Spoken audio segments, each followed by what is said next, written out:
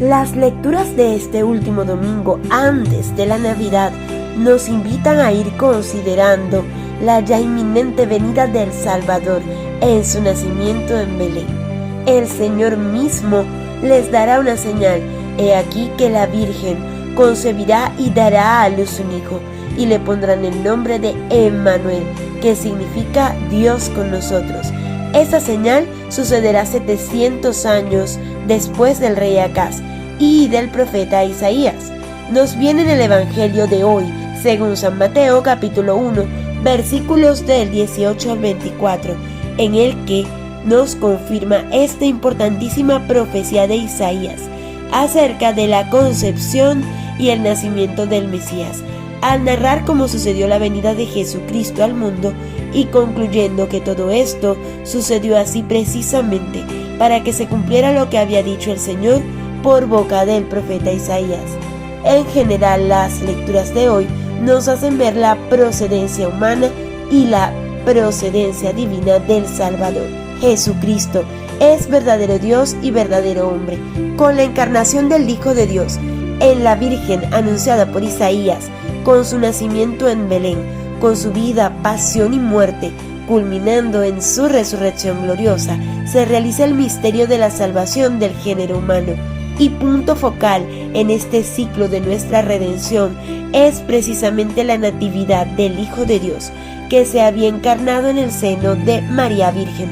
Todo un Dios se rebaja de su condición divina, sin perderla, para hacerse uno como nosotros y rescatarnos de la situación en que nos encontrábamos a raíz del pecado de nuestros primeros primogenitores.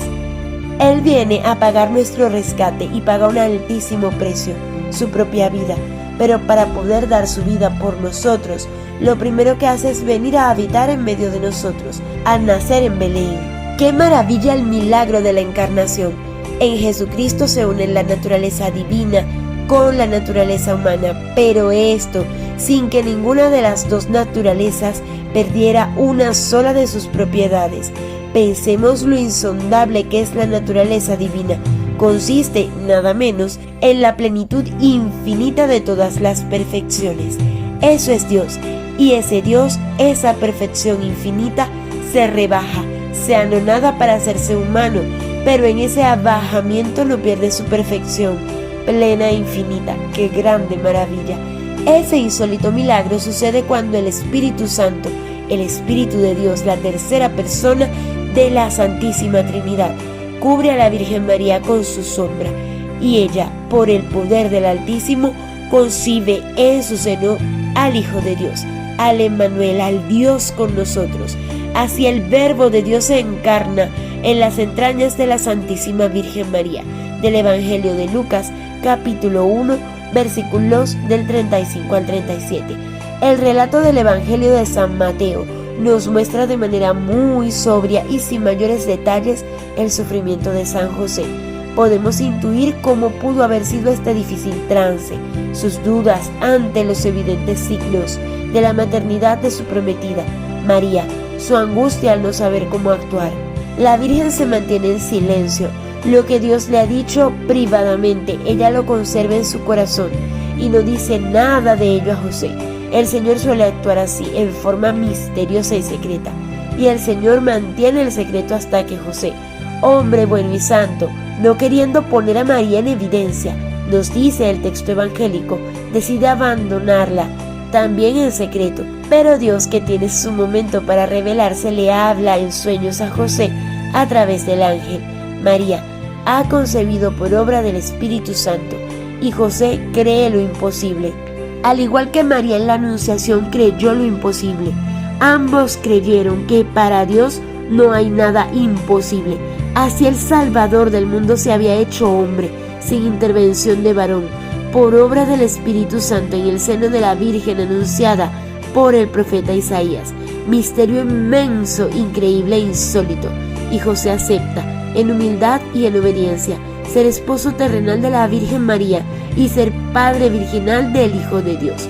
Ya María había aceptado que se hiciera en ella según lo que Dios deseara, declarándose esclava del Señor.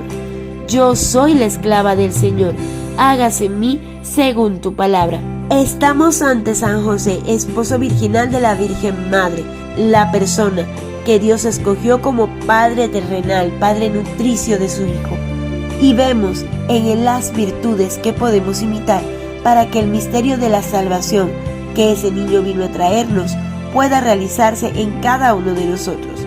Fe por encima de las apariencias humanas, humildad para aceptar sin cuestionar los signos de Dios, obediencia ciega a los planes de Dios, entrega absoluta a la voluntad divina. Todas estas son virtudes que observamos en San José y en la Virgen. Todas estas son virtudes que nos preparan para la próxima venida del Señor.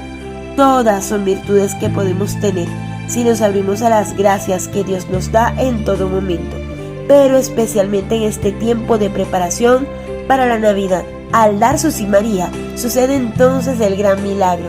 La humanidad de Jesús y la divinidad de Dios se unen. Por medio de esta unión, el Verbo, que antes era solo Dios, ahora se hace también hombre. Nos lo explica San Juan al comienzo de su Evangelio. En el principio existía el Verbo, y el Verbo estaba con Dios, y el Verbo era Dios. Y el Verbo se hizo carne y habitó entre nosotros. Del Evangelio según San Juan, capítulo 1, versículos 1 y 14. Jesús, como Dios, al que llamamos el Verbo, siempre ha sido Dios, pero en un momento hace más de 2000 años, ese Dios Verbo se hizo también hombre, tomando el nombre de Jesús, y vino a nosotros para mostrarnos cómo es Él y para enseñarnos el camino por el cual es posible llegar a Él. Para eso Dios se hizo hombre en Jesucristo. Celebremos la Navidad, pues, pero que el ambiente festivo no nos aparte del verdadero sentido de la venida de Jesús, seguirlo e imitarlo a Él, para prepararnos para su segunda venida.